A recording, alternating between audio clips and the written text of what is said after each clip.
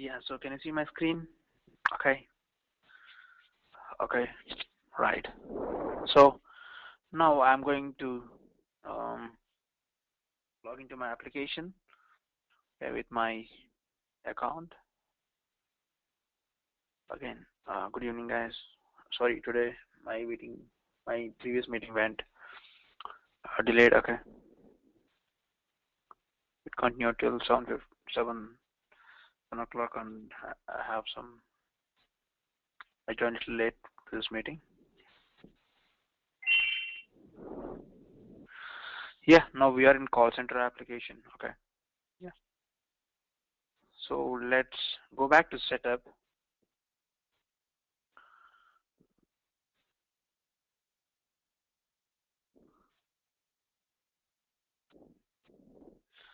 So in the previous class, we discussed about uh, permission sets and profiles. First of all, I will talk about, in 5 minutes, I will talk about these two topics. With profiles, what you can do. With profiles, you can assign applications for a user. You can even assign connected applications, what apps you can use, and coming down to the object level permissions, he can try to show objects, or sorry, the tabs, default on, default off, on, tab hidden. These are three options, and he can also control the field level security of all the object fields, and he can also control the record type, visibility, page layout, page layout access, page layout settings for different users. These things you can control, and yeah, that's all right. And FLS, with FLS you can control the read only or visibility settings of any fields. And coming down to and after that, we worked on enabling Apex classes and VF pages for different profiles. If you want to show that, means if you want to give access to these profiles, the Apex classes and pages, we have to add it in the profiles first, and later on same with data categories and security setup controls. Okay. Later on, general settings, custom settings, sorry, app settings, you have checked the app settings, and system settings, generic features not specific to the application features, and IP level login IP address settings. You can set the IP address where these people can log in, from which IP address they can log in. If they are trying to log in without that IP, out of that IP address, you are not going to allow them to log into the application.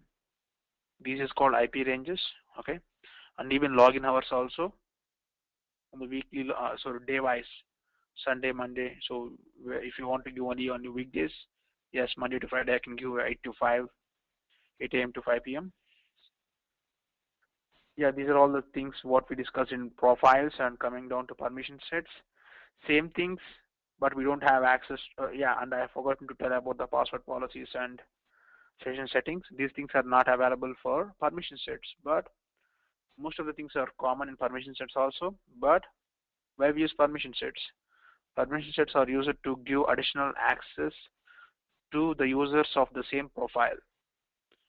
So previously, before permission sets, we used to create new profile for, suppose if there is a marketing user, marketing manager is another profile, marketing user is another profile. For marketing user profile, if I want to give one or two guys, if I want to give some set of different permissions, they are not in, so generally they are in India, they travel to USA for a 2-month period. I want to give some extra permissions to these two guys, some additional permissions only for 2 months. Yes, I can do it with the permission sets because they belong to the same marketing user profile. If I am changing the things at the profile level, it changes to all the people. I don't want to do that. I want to do only for these two people. In this case, I can only do with the permission sets. Earlier, I have to create a new profile, I have to add only these 2 users to that profile.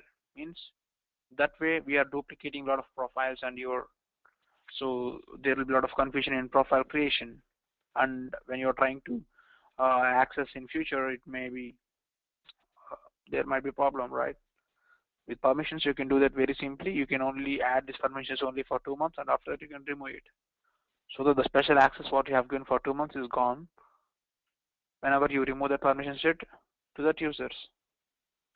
That's how we worked on. So in today's class, we'll be working on public groups. What are public groups? I'll show that today. So public group is a set of users. Okay, you can create public groups. For suppose I can get a public group name like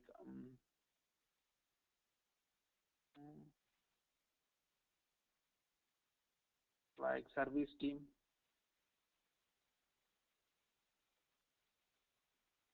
Okay, this is the public group name. This is the label, and this is the name. Group name will be again unique, and you should use underscores. And so what I can do, I can add people here. See, I can even add existing groups also. See, if there are 2 small groups, I can even add the people belongs to that group by simply, so this is search for some public groups. Now if I am selecting this,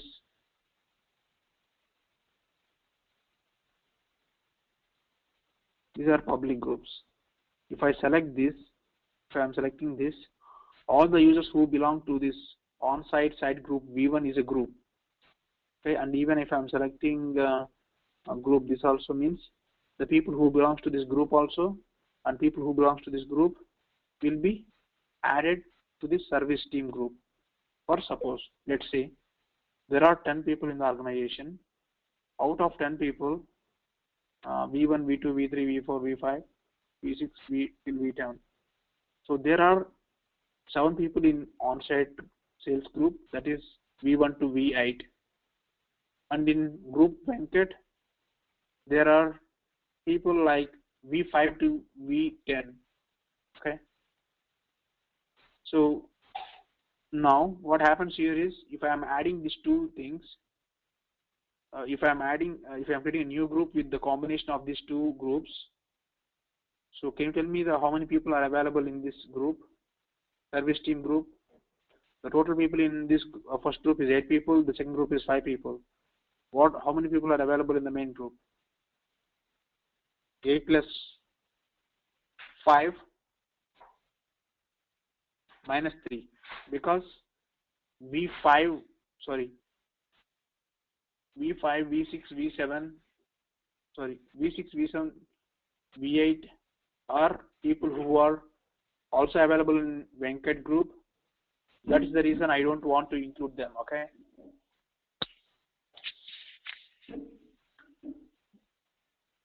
So the 3 people who which I said, right, these people are already available in group V1, so it won't duplicate. Okay, it only considers the unique group members. There are 7 people, 7 users, or 8 users here. 5 users are in this Venkat group, but out of this 5 plus 8, 13, there are 3 duplicate users. I want to, means now in the service team there will be users from V1 to V10, because V1 to V8 is coming from this group. V9 and V10 are coming from this group. Yeah, from this group there is V6, V7, V8 also, but it's already available, right? I'm clicking on save. Now I'm creating one more group, that is PG1. This is another group which I'm creating now. Now I want to group based on roles. Select the roles. Now it shows all the roles. If I'm selecting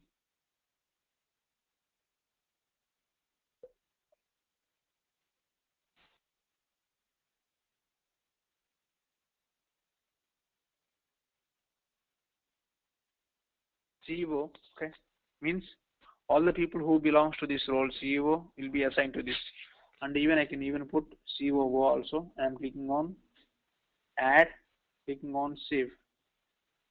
What happens? all the people who belongs to CEO and COO will be assigned to this PG1 group. Yeah, I don't know. I don't remember the actual second group name. Let's check it. Yeah, it's CEO and CMO. Okay. If you want to see view all users of this group, I don't need to go to this group, to these roles. Simply click on view all users. If you click on this, yeah, there are no users in CEO role as well as CMO. That's the reason you don't see any users here. Okay. So I'm trying to click on. Give me a second, guys.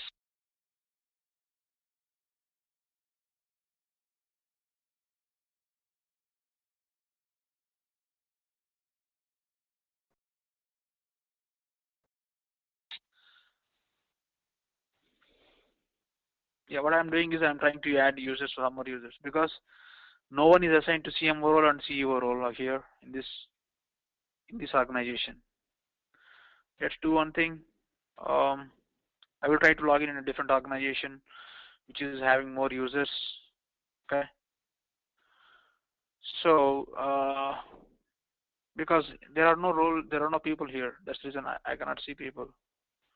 I'm trying to log in into this new application.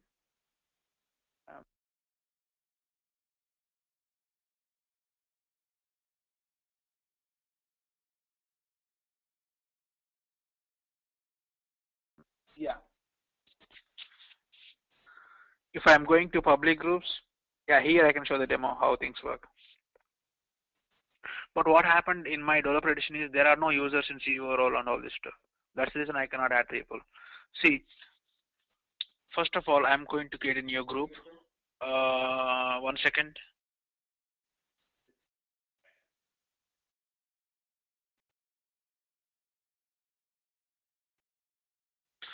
Yeah, now I'm creating a group called PG1, public group 1, okay? And the name I'm saying creating here. See, if I'm going to users, I'm not going to roles, all this stuff. I'm going to users directly. So if I'm adding these 4 people or 6 people in this group, now if I'm clicking on save, now these public groups contain these 6 people. So these public groups are useful to group users. So I can even group other public groups also. What happens there? The people belong to that group will be automatically added here. The people who are added to the public groups will be automatically added to the parent public group. I can also add the roles also to the public groups. What happens there is people assigned to the roles will be automatically added to the public group which I created here. I'll show that to you. Creating a new public group. Public group PG2. Okay. I am giving a name identification, that is I am giving as roles, from roles, public group from roles. Okay. So what happens, I'm just clicking on roles. I'm clicking on CEO, on COO, CMO, all these 3 groups, these 3 roles. I'm clicking on save. Now what happens here, if I'm going to the PG2, PG2 with roles,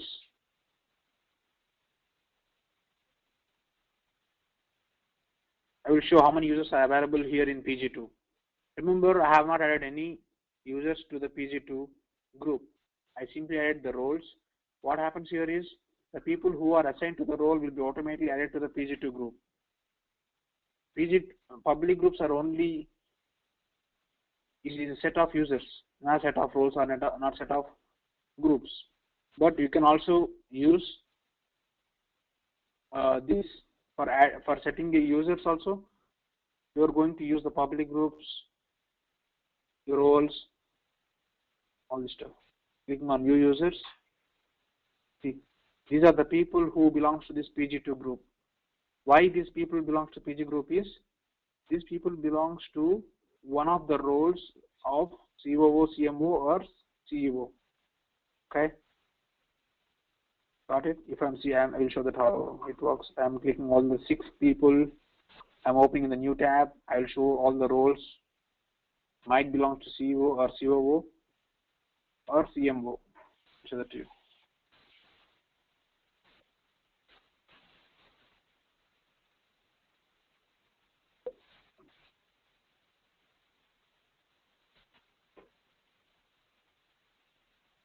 So I'm clicking on the profile. Oh, no. My settings.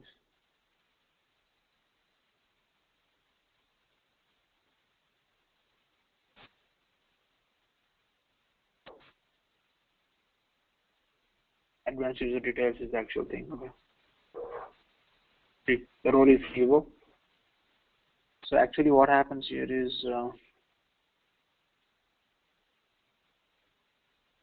I have to do the same thing.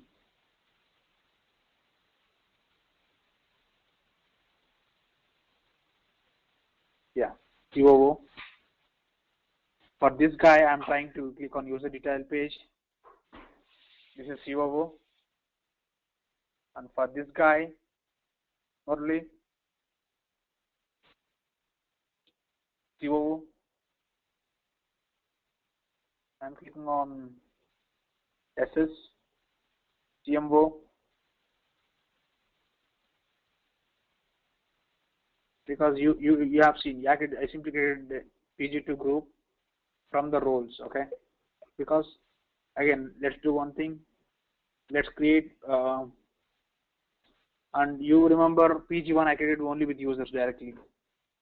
So that obviously contain directly users. But here, if I open PG2 with roles, what happens here is, so PG2 is the combination of these three roles, and the people who belongs to this group will be automatically shown on view users. Okay. When I click on the same button here, I can see only the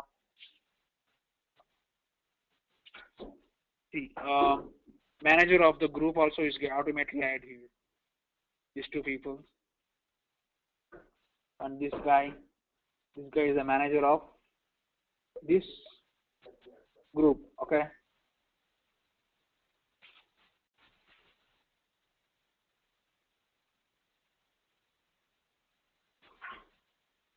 I'm clicking on new, and I'm creating one more public group.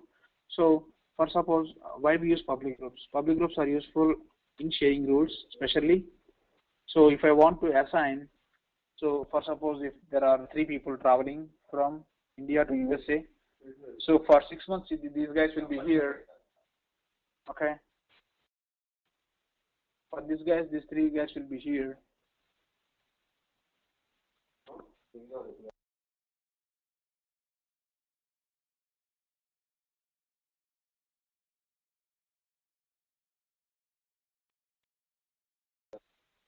Yeah.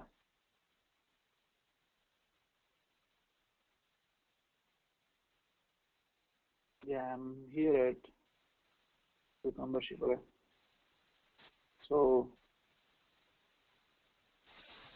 yeah, the scenario is 3 people are traveling to US. So if they need special permissions, some access to these guys. So what we do is we create a small group of these 3 people, and they can share all the data, means all the records accessible to this, all the records access which belongs to country USA will be assigned to these 3 guys, so that these 3 people will be having access to the data in, of the USA records. For suppose if my requirement is I have to share all the records, means the lead records belongs to USA to 3 people, I can do this by adding a group. So because generally all these things here will work in private sharing model. In public sharing model, you don't need to share the records. Obviously, all the records are shared to all the people. It depends on your company. Okay, if they are in private sharing model, you generally go with this. First of all, I will show this requirement to you. Okay, so 3 people are coming on deputation to US.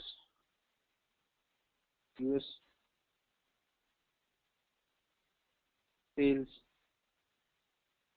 deputation. Okay, and so who are coming to US? I want to pick 3 users. One is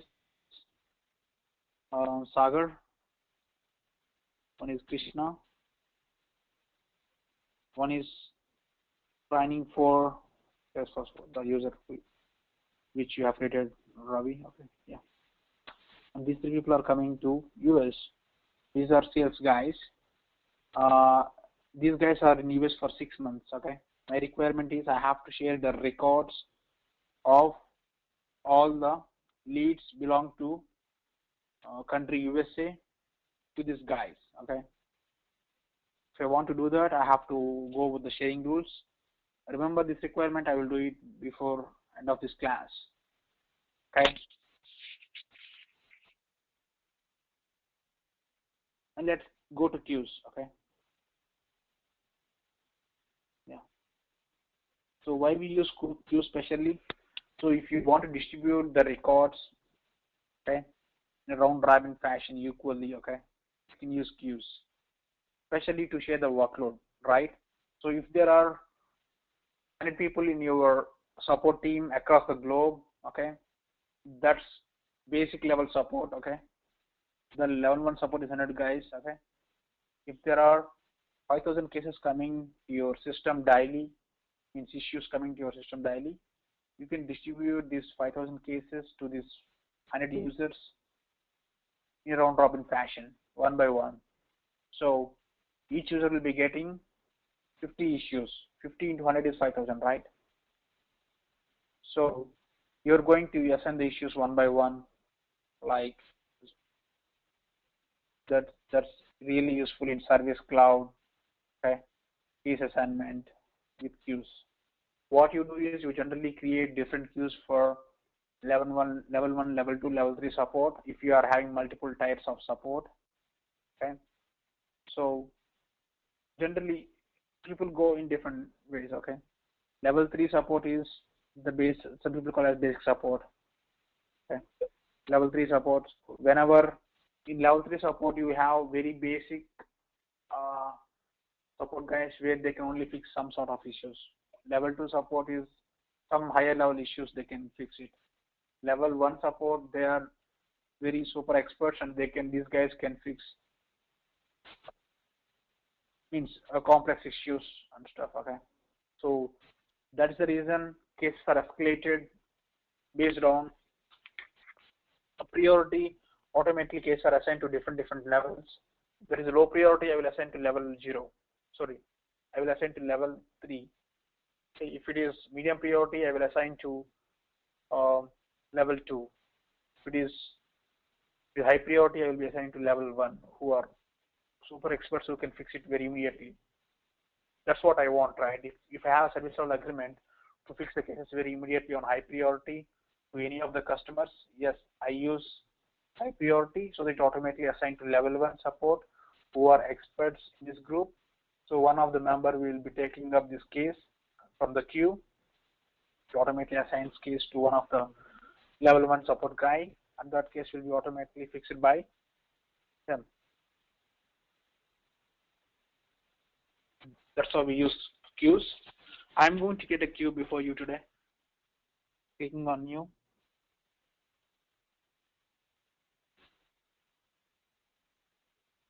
First of all, unlike in public groups, we have other option here. So whether this queue should be available to which object. I can say it as HRQ. I will choose HRQ.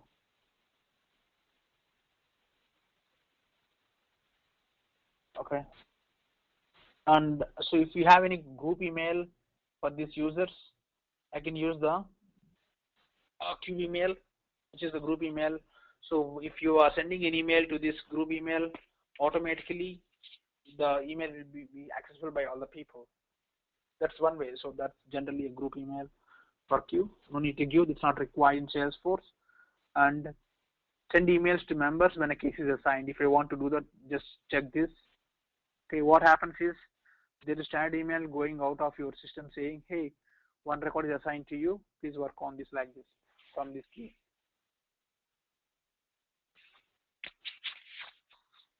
And if you see who can use this queue, I have to check the available objects here. I can select case, I can select consultancy, okay, I can select course, I can select foodie. So I'm trying to implement the queue thing, assignment, all this stuff only to these 3 or 4 objects. Now these guys only can use this queue. This is the which objects this queue will support. I'm giving it. For a HR, I can give HR related objects, but anyway, this is I came wrong way. For a finance guy, I will give finance related queue, finance related objects only. For a support guy, I use case object, support related all this queue accordingly. Okay. And who are all the members of this queue can be done here. Coming down, what is the difference? Quick difference between public groups and queue. Public groups is the combination set of users. Simply set of users. You can group them based on roles, based on other public groups also. Okay. And so I've forgotten to. You can also group them based on roles and subordinates, portal users, portal roles, partner users, customer portal users, roles and subordinates. What's the difference between roles and subordinates? If I am selecting roles, it only adds the people who belongs to the current role. If I'm selecting roles and subordinates, it also adds the people who are reporting under this CMO role, CEO role, all this stuff. If I'm selecting this, if I'm selecting one guy that is CEO, if I'm selecting only one, anyway, this role means all the people. You don't need to select CMO and COO also, because COO is reporting to CEO, right? And COO is reporting to CEO, CMO is reporting to CEO, support engineer is reporting to CEO. Because see, what happens is all the people in the company will report to CEO. If I'm simply selecting this, that's enough. Okay. If I'm clicking on save, see what happens. I'll show that to you. Click on view group members. It show all the people. See, it's go to the list of 44 people. Why we are getting 44 people here? Because it's showing all the people in the system.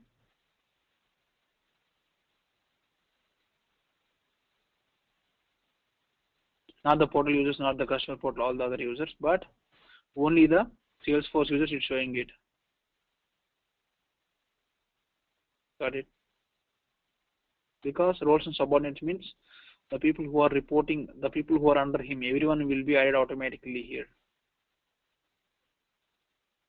So yeah, you got it right. And coming down to the queue, this is the special thing you can see additional to public groups. Which objects can this queue be used for?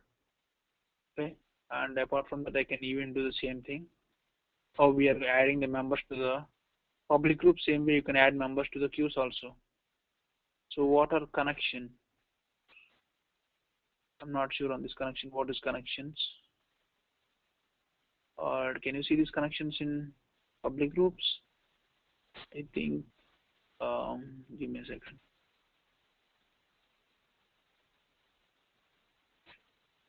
Let's click on edit. Because I'm seeing for the first time connections. I will try to explore you. Okay, I will share it with you by tomorrow. Okay. I think Salesforce, yeah, right, updates every 3 months. I have to update. I generally follow each and everything, but I've forgotten what is connection here. Can add it here. And coming down to you, same way you can add users also in the system. Same way you can add the roles and subordinates. If I'm adding this, all the people who are reporting under this guy will go off. And even the portal subordinates also. Not only the internal subordinates, also portal subordinates. What is internal subordinates and what is portal subordinates? Internal subordinates means internal Salesforce users. Portal subordinates means, again, if I am a sales guy of one account, so sales guys generally manage accounts. Okay. So if I am creating, so how, so you can create portal users from the account only.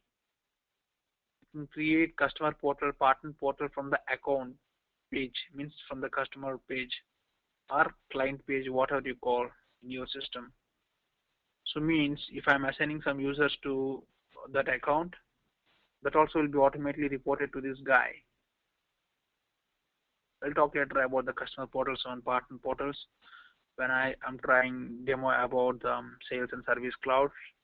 That's more like a functional part. Okay.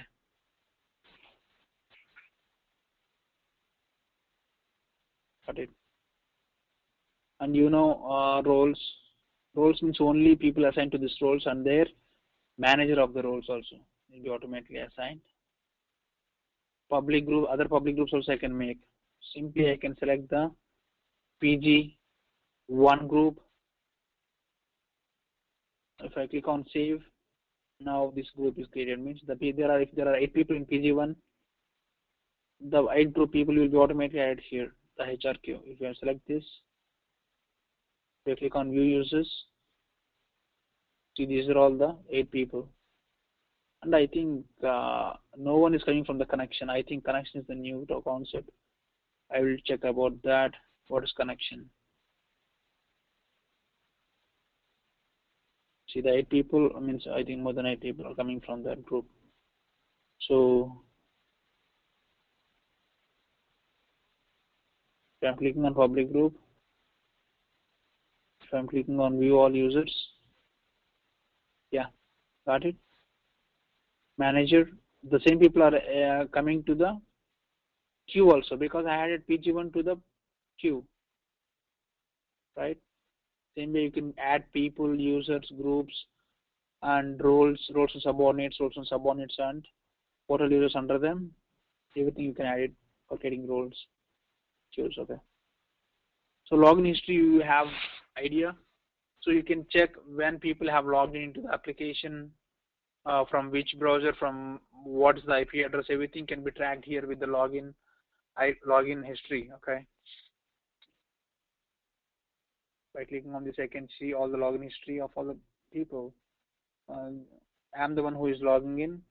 I think training.salesforce4 or gmail.com is logging in from Mac OS 6. Where is that guy? From this IP address. And partner portal one, this is I logged in. Murali Pathabi is logging in on 30th 12th. Okay. And Cerebral Tech is also logging in many times on 24th. I can check who logged in from which IP address, everything I can see it. Okay. And if you click on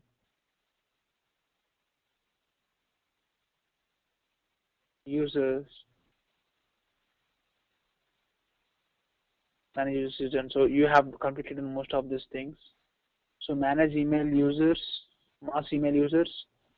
So I can only this is a configuration. It's having 4-step process. I'm clicking on go. I can mass email all these users. Clicking on next.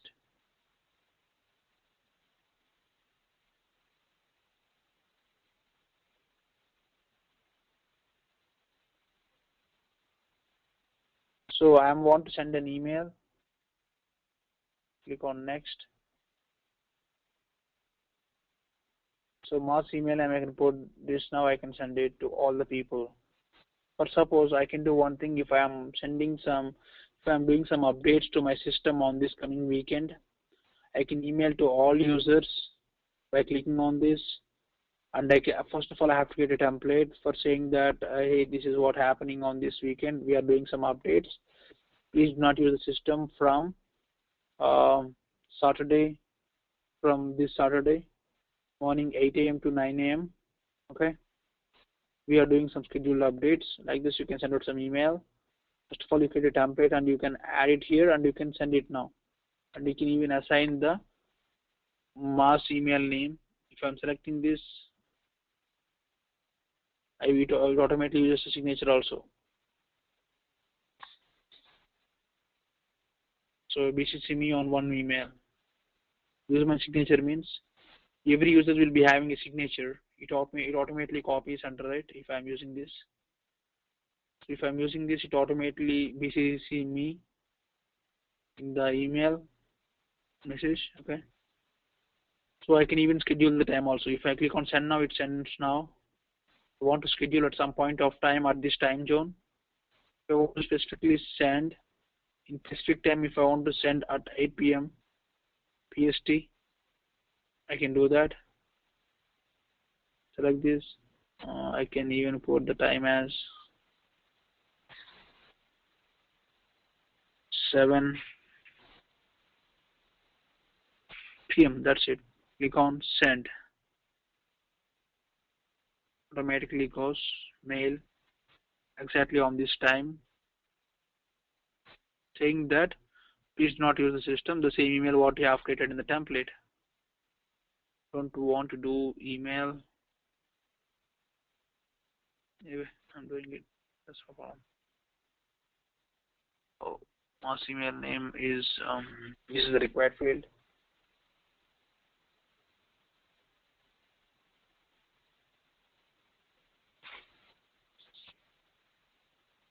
So this is scheduled again, okay, and it will send automatically email. So now we are done with managing users. Let's go with manage applications. With the manage applications, you can create the connected applications. You can manage them. You cannot create, you can only manage them. So these are all connected applications. I'm clicking on, for suppose I'm clicking on Salesforce one for iOS. I'm clicking on edit.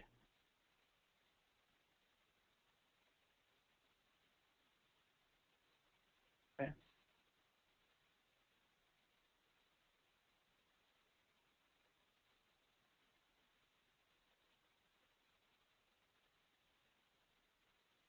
So basic information of this I can put down here with the start URL and mobile start URL. Let's leave this away. That's not required field.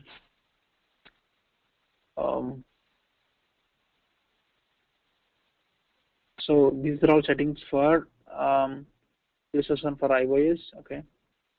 All users may self-authorize. So they should whenever they are trying to log in, they have to authorize that they belong to this user or not. Or admin approved users are pre-authorized. This is the authorization policies, login policies, and enforce IP restrictions for these people are not. If I am not, relax IP restrictions. If I am doing this, even though if your profile says that you cannot log in from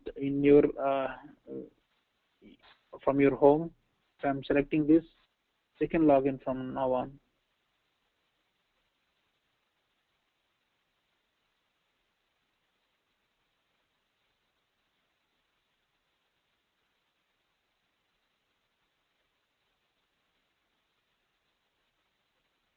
So this is the token, means you will be getting a 5-digit token to you to put down these things. When this should be used, this is the settings for that. Refresh token is used until revoked, all this stuff. Very simple configuration. Immediately expire a refresh token after some amount of time. That option if you want. Anyway, that's fine. Even though if I refresh after some time, the token will work. Okay. Session level policy, high assurance session required. I'm selecting this, means whenever you are not using the system session will be lost again, you have to lock in it. Okay. So do you want to allow mobile PIN? Yes. Sometimes you generally allow people to log in all the time, but whenever you're logging in after some time, you can ask for a PIN number, like 4-digit PIN number, require PIN, none. But if you are saying after 10 minutes, after 30 minutes, if you are not using the application after 30 minutes, the mobile application, it asks for the PIN number when you're trying to open the Salesforce One mobile application. After that, again, if you are logging in with this application, users username and password only, because this applies only to this account, this organization only. Got it? Same way, there are a lot of some of the settings for different applications. Let's click on Charter Desktop Edit.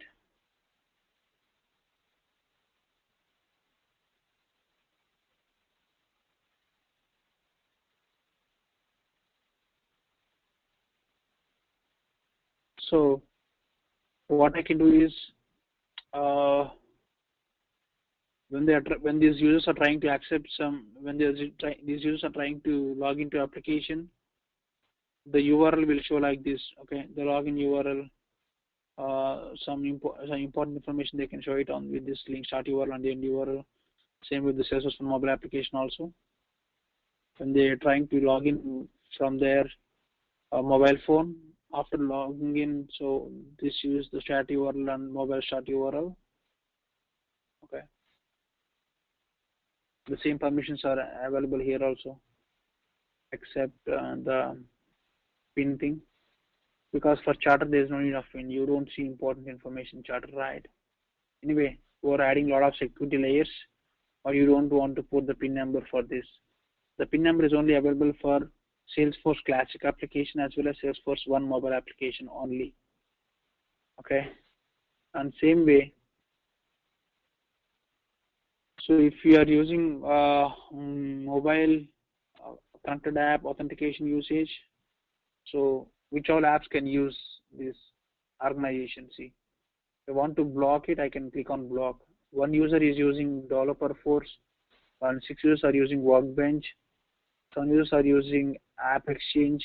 It's simply showing the user count. If I want to block one of the application, so that if you click on block, all the people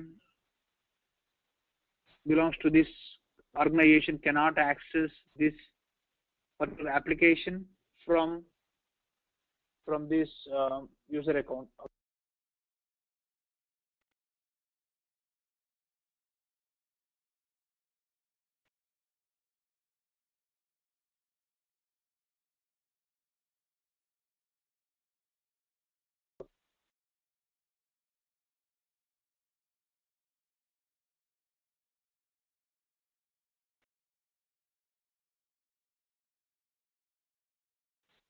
Yeah, 1 second. Okay.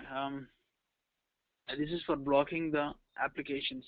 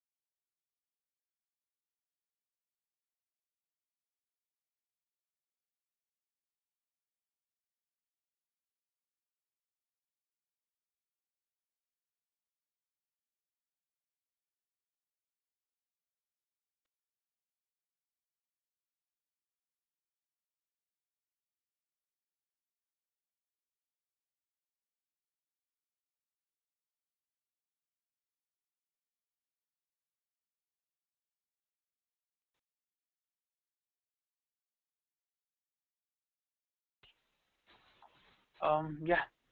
Sorry, guys. Okay.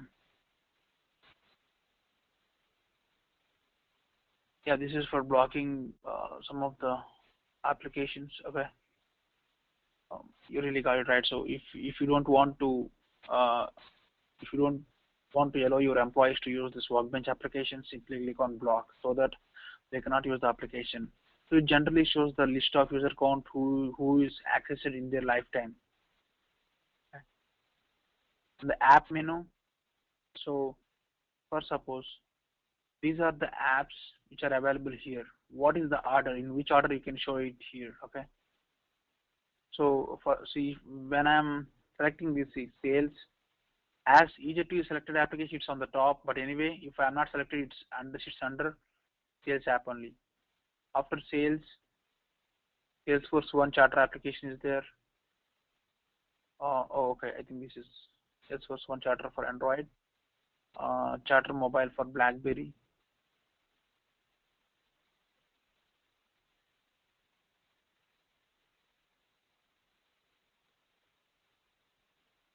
It's also showing hide all. It's also showing the very basic apps like in Salesforce One charter, all this stuff. This is not available for desktop user, so that's the reason I'm skipping this. So let's go to Salesforce bulk API, all this stuff. Easy to text. Yeah, later on, see all these applications you leave, you neglect this. Okay, these are all connected applications. After that, cloud for call is it? See, service cloud app is there. That is here. Cloud call for click for Salesforce. It's here. LH employees. It's here. Okay, call center. It's here. Marketing. It's here. The same order you will display here. You can sort the order by moving up and down. For suppose I can make the things up on the top. The LH employees thing now it's here. If I click on save, if I click on refresh, the order will be changing now. All the top priority apps will be automatically. We can bring this up so that the users can use it accordingly. See, LH employees is here now. This is the application adder. Okay, app menu order and manage territories. What are territories? Okay, generally, some people, some organizations sell products based on location, regions. Okay, so I can assign some person for Hyderabad region to sell my products. I can assign for Bangalore, I can assign one more person. For Chicago, for Illinois state, I assign one person. For Texas, I can assign one person. So if you are trying to assign people based on territories, yes, you can use territory management. That's a new concept.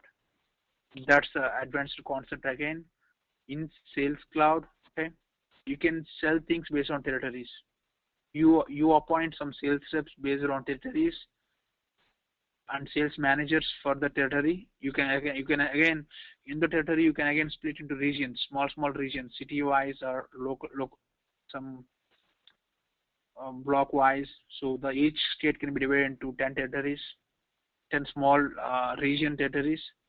Again, that will be assigned to state region territory. Again, all the 4 or 5 states in the east of America, you can sorry, in the southeast of America, you can assign to southeast territory, and southwest territory, you can assign all the people, all the states belongs to that. So it's like same way like role hierarchy. Role hierarchy is like positions, but territory is like hierarchy based on regions. See, if you go to any, I mean, all states of USA belongs to USA region, right? So I can create one more territory called America territory. So, and I can create one more territory called APAC. What is APAC? Asia Pacific. All Asian countries and Asia Pacific countries will be added there, like India, China, Singapore, Australia. All these people will be added there. And again, I can create sub-territories inside India, inside the Indian country. Indian country is a territory. Inside that, I will assign header, AP, all these things as territories again. I want to do this because I want to divide the regions for selling. I want to appoint one guy there to manage all this stuff. And that guy will again split into small districts inside that state, and he will appoint one more guy to sell things inside that district. Again, if your company is really big, again, that guy will split into some more small regions and appoint some other guys, right? So if you take off any insurance companies, there are agents for suburbans also. Inside suburbans, there are hundreds of agents again by putting on small stores, okay? So for enabling this feature, you have to click on settings. You have to click on enable territory management. This is the feature. See, build territory hierarchy. Assign users to the territories means you are assigning people who are head of the territories, and you can assign people who manage the territory. So there can be 15 reps inside Hyderabad, Okay, and there can be a manager for Hyderabad region also. That's a territory, right? And you can create rules for account assignment also automatically. For, for suppose Accenture is a company and they are our customers. Accenture is available in all the countries, all the regions, and even Hyderabad also, even Bangalore. So Accenture want a product to manage their resources or hiring. Okay. In this case, um, so if my Hyderabad, so if there is a rep in my Hyderabad office who generally uh, who is generally trying to sell the product to the Accenture team, means now the Hyderabad territory guy is trying to manage. I mean, he's trying to close the lead. He's trying to close the deal of the Accenture opportunity.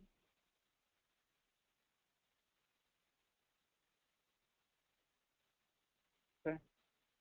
So means based on the territories also I can assign companies. Uh, sorry. So I can do one thing. That's not the real example for this.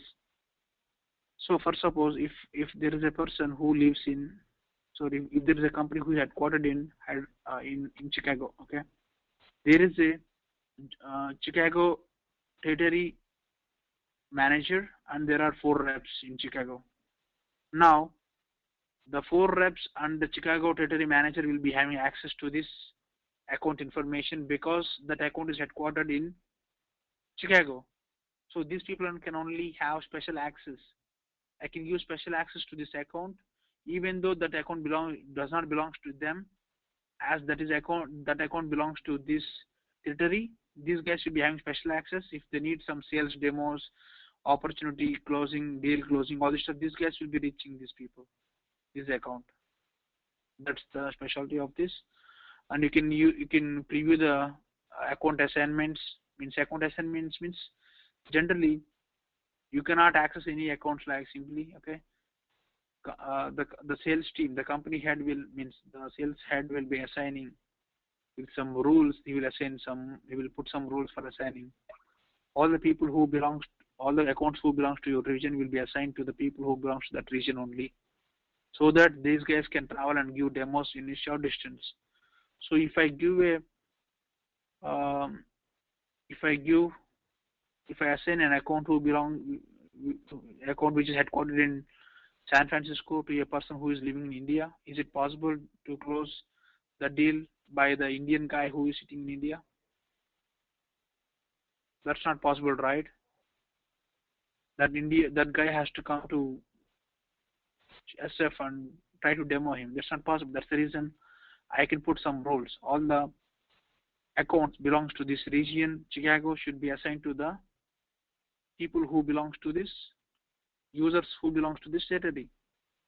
That's why I can activate. Yeah. Once you activate this, you cannot disable this. That's the uh, option. Means that's the thing you have. That's the disadvantage only. But this is the very useful feature for a lot of companies. See, allow access levels, customer access. Users in territory can view, edit customers. This is the additional permissions. View, edit, transfer. Yeah. View all opportunities. View all cases. If he is the owner, he can also edit it. But if the case are created by some other people, he can also view all the cases in the territory also. I'm clicking on save.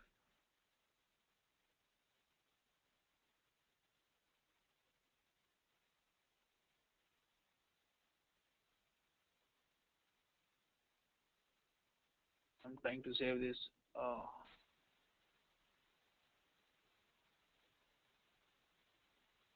Oh, disable territory management is feature is there. Earlier, I think this is the 2.0 feature. Earlier, that feature is not available. Now we have option to disable the feature also. Yeah. Now you can keep the territory types, territory models.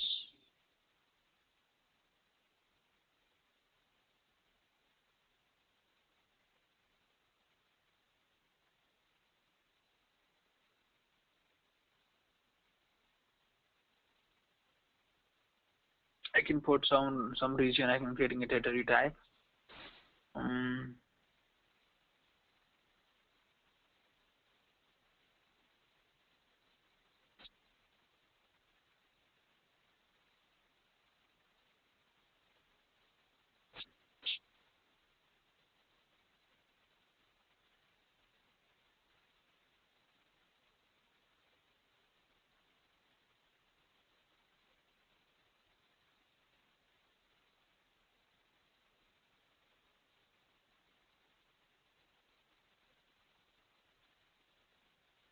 so now I created a territory type.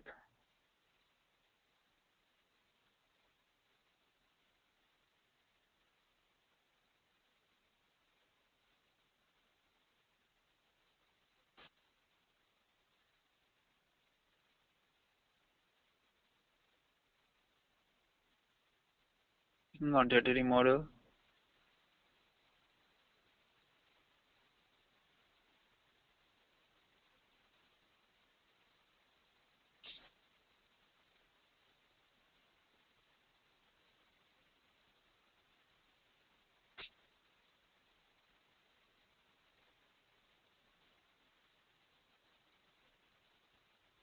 Activate.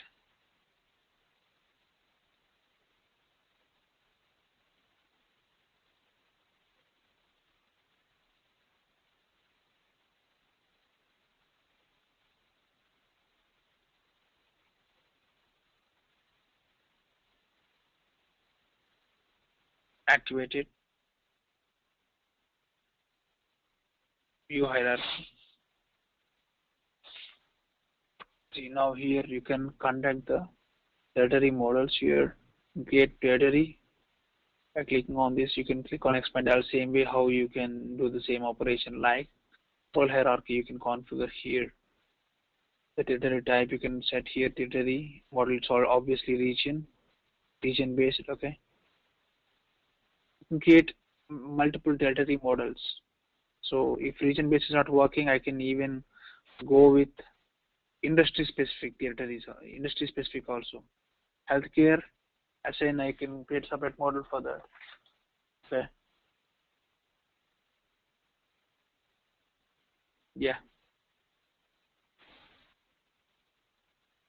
I can do that.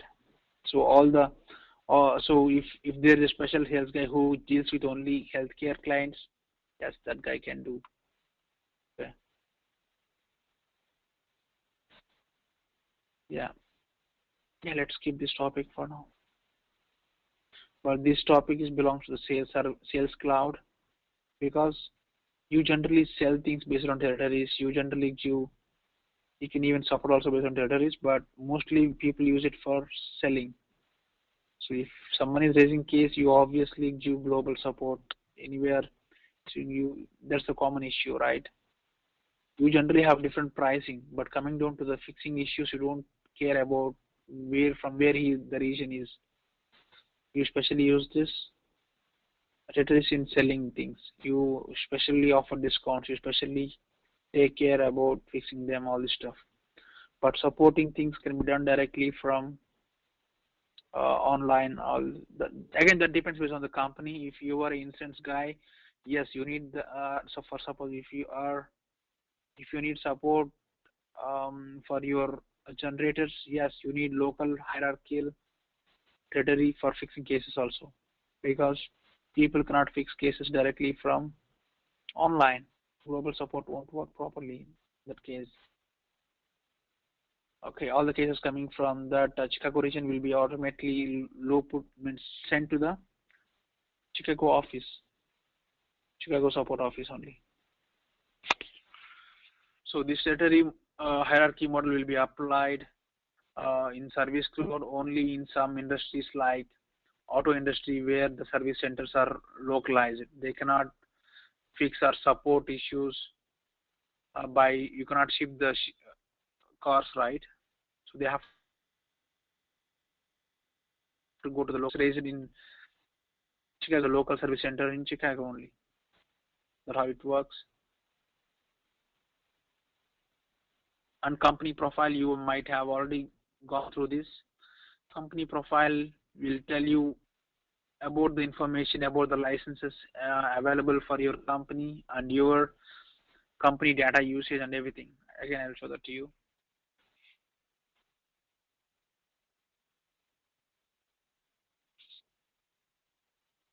Yeah, this is your company profile, CRM cloud, primary contacts, and the division address of your company and the phone, fax, all the important information. And you need to check only this, the default time zone. Whenever you are creating a user in this edition, the default time zone will be the Eastern time from now on. Again, the default language is English. So if you set as Chinese, whenever you're creating a new user, he will be automatically assigned to the Chinese user every time. Right?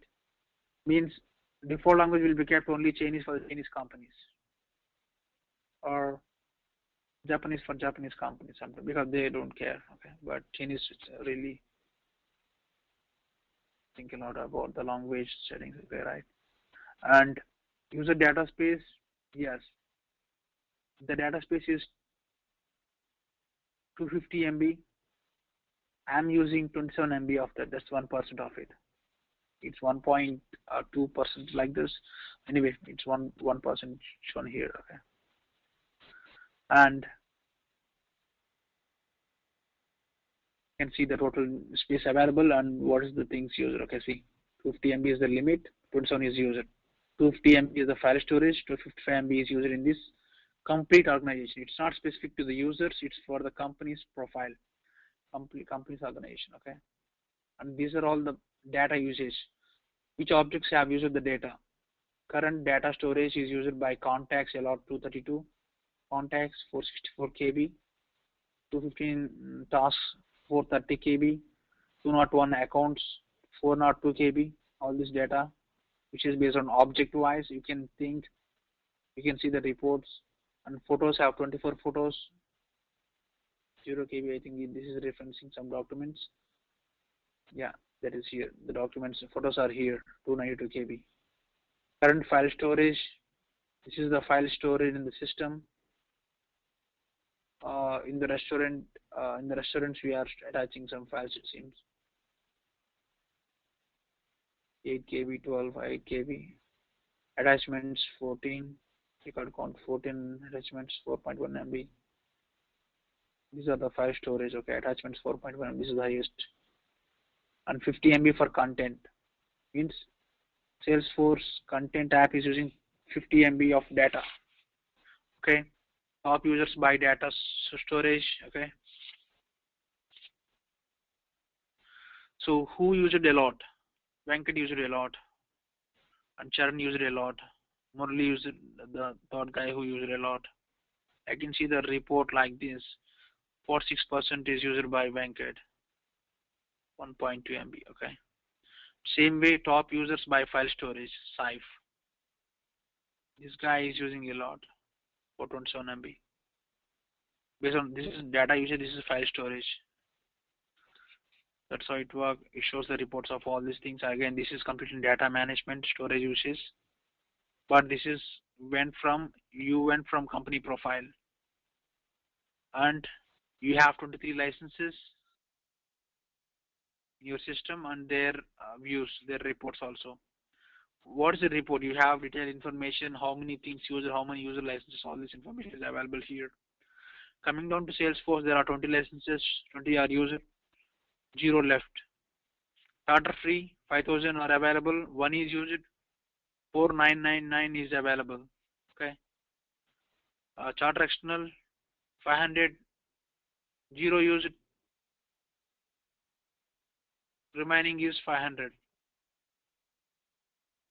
Permission sets, total 200. Permission set licenses, feature licenses, and user-based entitlements. User-based entitlement is beta. Still in beta version. Okay, not yet released feature. So fiscal year. What is fiscal year? Financial year. Okay. So what happens here is, so some people will follow quarter system, right? Quarter fiscal year. Start from April, May, June is one quarter. July, August, September is other quarter. October, November, December is third quarter. And Jan, Feb, March is the fourth quarter. Most people will follow this. At the end of fourth quarter, you have to file taxes, right? Remember? So that's the quarter system financial year. You can configure new financial year by this. Custom fiscal year, yes. Quarter, custom fiscal year, you can do that. Quarter prefix, period prefix, all this stuff. Anyway, I'm giving I want to go with the second.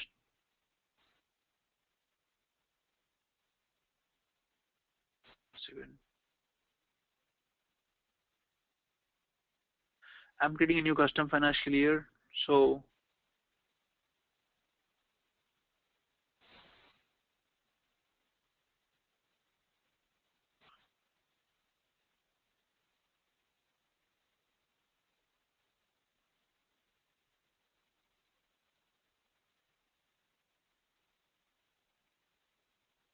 give me a second.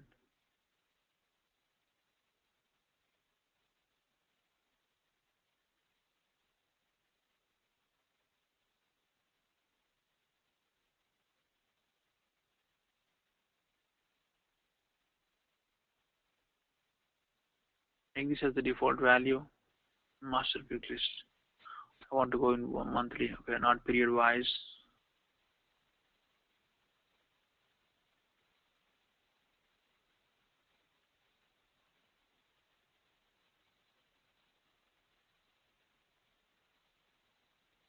Okay.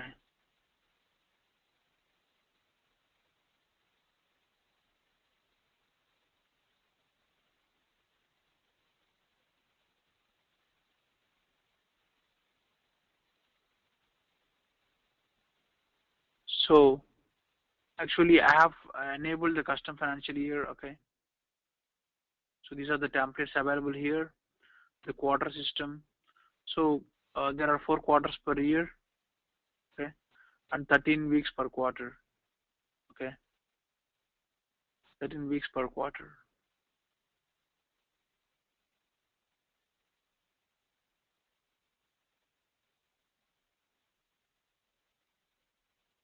Weeks per quarter. Yeah, I'm going with this model, okay, 445. So again, quarter will be split down into again periods also, okay. 13 weeks is split down to periods, that is 445 periods, okay. First period is having 4 weeks, second period is having 4 weeks, third period is having 5 weeks. Got it? Yeah, I was a little confused on the periods thing, okay. Anyway, we'll go with this, okay. Generally, we'll go with these quarters. I'm clicking on say continue. Now, so fiscal year start date is, it's picking up as Jan. I don't want to do that.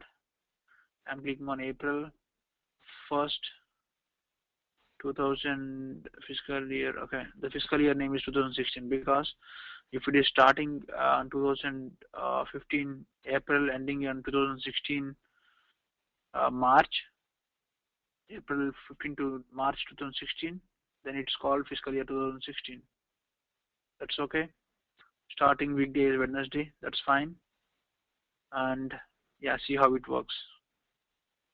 It's automatically split down into things, right? This is the quarter one. Quarter one first period is this, right? These are weeks inside that. There are 4 weeks. 4 weeks in the second period. Third period it's having 5 weeks. Second quarter, fourth period, 4 weeks. Again, this is the number of weeks. There are totally 52 weeks, 12 periods. Means each quarter there are 3 periods, right? 4 3 is 12 and 4 quarters. See, fourth quarter is starting from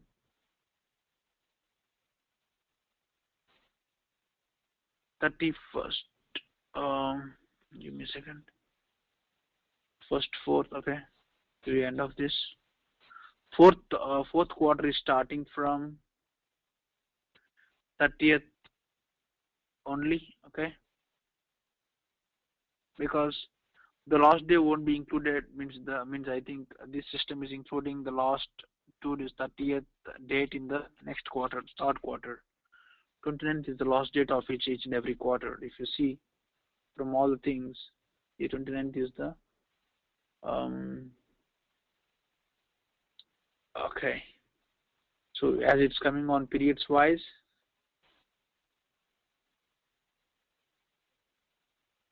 okay, here it's 30th. This again, yeah, it's going on period wise. It's on the weekdays. So the quarters will generally count only 4, 4, 5. Means 4 plus 4 is 8. 8 plus 5 equal to 13. 13 weeks it automatically counts. Coming down to 30th of June, there are 13 weeks. Again, till 29th, 9 September.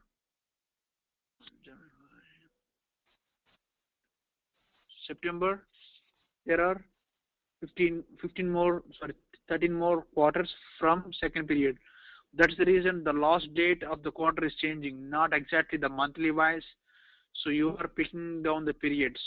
There are 13 periods in each and every quarter. Got it? So this is, you are splitting the year into 4 parts. First of all, later on into small periods, 12 periods, and 52 weeks. Okay? Because the sales guys each day is very important for them. They will be tracking each and every day. So the reports has to be shown to their managers and leads.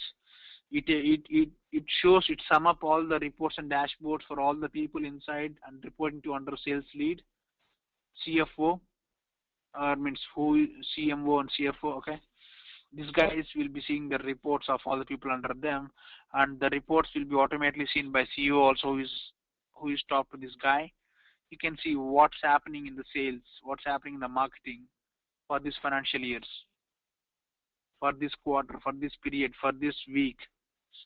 They see the records based on days also, because it's really important for them. They have to check the things. And oh, I'm clicking on save. Now your company's fiscal year is confirmed and you're going to use this. That's how it happened. The fiscal year for 2006 will go in this model. It starts from 1st of April and it ends on 20th of March with 52 weeks. Okay. Oh, yeah.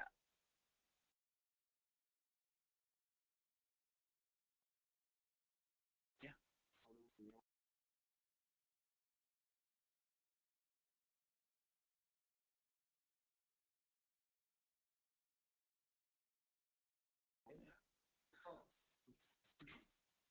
Yeah, and yeah, that's it, guys. And coming to the business hours, this is the company-wise business hours where you're going to start on okay, some hours for your company business hours for start date. If you're having global supporting with support 24 hours, you can go with 24 hours all the times. But your company is only in US and you have runs on a PST time zone from 8 to 6 p.m. That's okay. Go with this.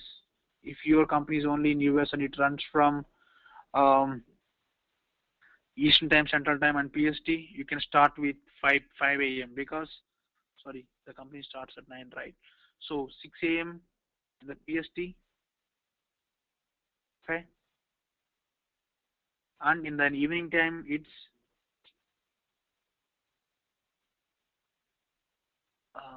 6 a.m. to 5 plus 3 equal to 9, 8 p.m. because why I'm using 6 a.m. to 5 p.m. is it covers all the business hours of Eastern time, Central time, and PST time. Got it?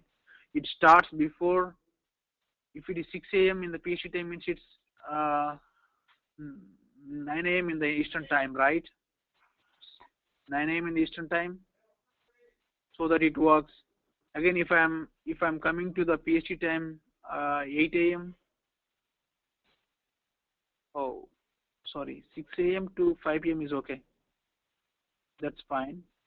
There's no to nothing to bother.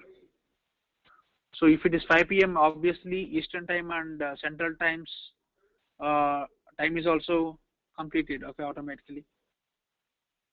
Got it. So if you want to, if your office is available in all the three locations, then you can go ahead with from 6 a.m. to 5 p.m. So all the companies business hours is covered in this model. If you want to go in 24 by 7 model, yes, 24 select all 24s, and even on the weekends also. For 24 by 7, for 24 by 5, select only Monday to Friday. All the consumer companies now will go with 24 by 7 on support, sales, and everything, right? Because they are going online completely. So no need to better shop because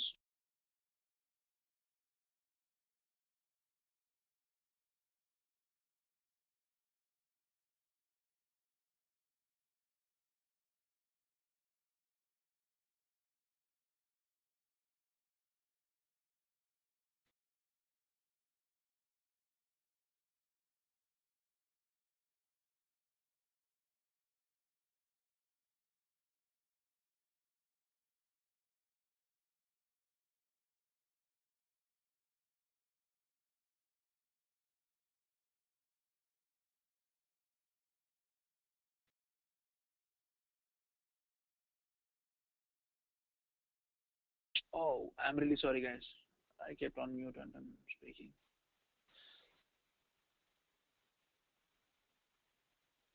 Sorry, I think that you are missing the last 5 minutes. Okay, so yeah, so if your company is working on 24 by 7, yes, you can create multiple. This is the default business hours, okay, but you can create business hours like I'm giving it as um, EST offices. This is okay. I create new business hours for even India office also.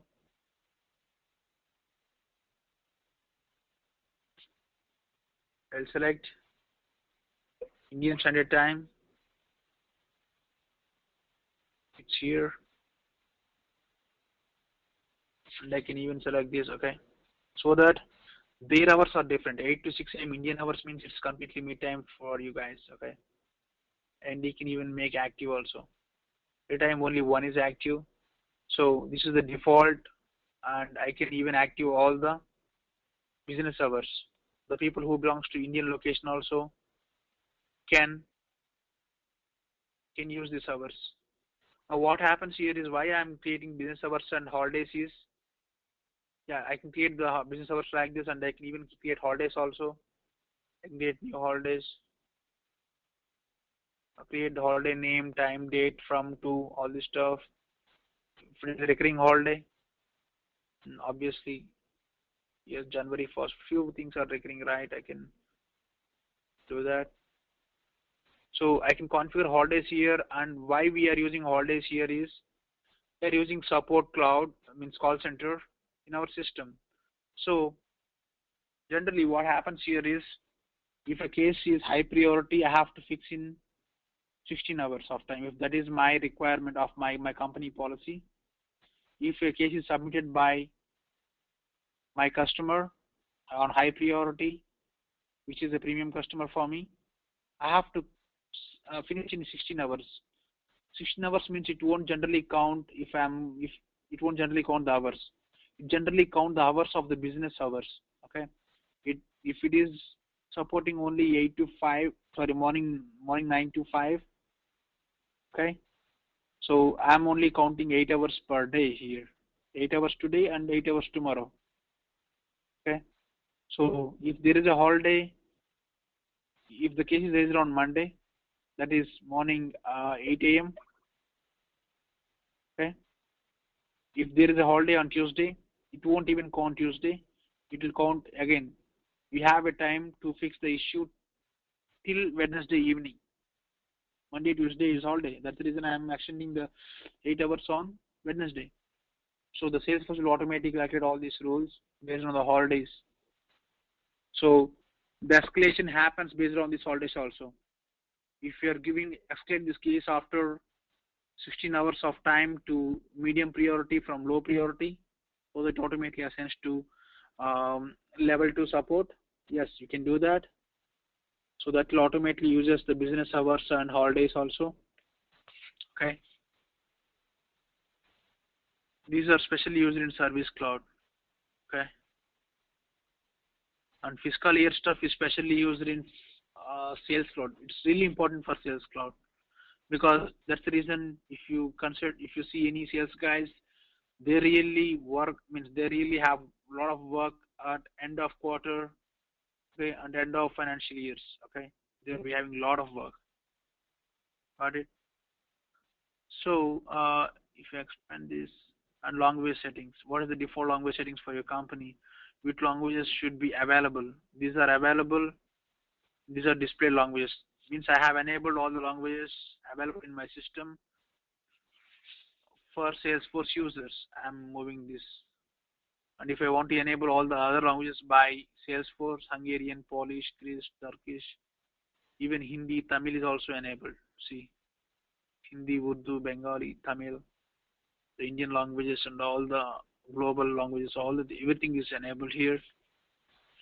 So see how Salesforce is growing and how they are supporting all the languages as well globally. I can save this and I can activate even the new languages also. Okay. So I'm done till here, till company profile, till language settings. So let's discuss the remaining security control. This is the important topic. Let's discuss about this topic in tomorrow's class. Okay. And we're gonna finish the security controls and domain management in tomorrow's class. Later on we'll talk about translation workbench. I think let's finish it in tomorrow's class, these three topics. Security controls for 45 minutes, 50 minutes for domain, 10 minutes for domain management, 30 minutes for translation workbench. Totally 1.4. Later on I'll be working on data management and mobile administration for one day, data management completely for one day. That's an important topic to upload bulk data to the system. Okay. Later on mobile administration very quickly, about 10 minutes, because earlier there is Salesforce classic mobile app that's generally used to take 1 hour time to explain. Now there is no need to explain that. That is became true completely world, and we have new app that is Salesforce One mobile application. There's no need to configure things for Salesforce One. What are the things what you are giving in the app creation? It automatically shows everything perfectly for Salesforce One mobile app also. Yeah, that's it, guys. I think in 3 to 4 days we are going to finish all this administration concepts, and later on we'll be picking out, we'll be completely working on reports and dashboards for 1 or 2 days. Later on we'll be starting up with reports and dashboards for 1 day. Okay. Later on we'll be working with Apex and the developer classes. Okay. Any questions? You can unmute now and you can speak now. So there are some disturbances today. I'm sorry for that, and I will make sure it won't happen again next class.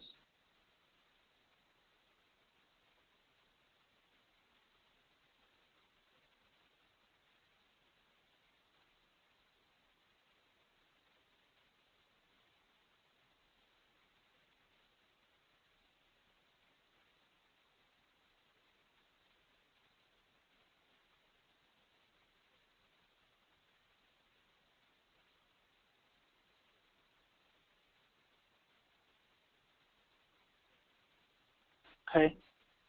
Thanks, guys. I think yeah. I will upload the video to you. Means I forgot to do the last 2 videos. So really sorry for that. I will do that now. Anyway, that are not dependent. So all the topics which I'm talking now are not dependent on each other. Okay.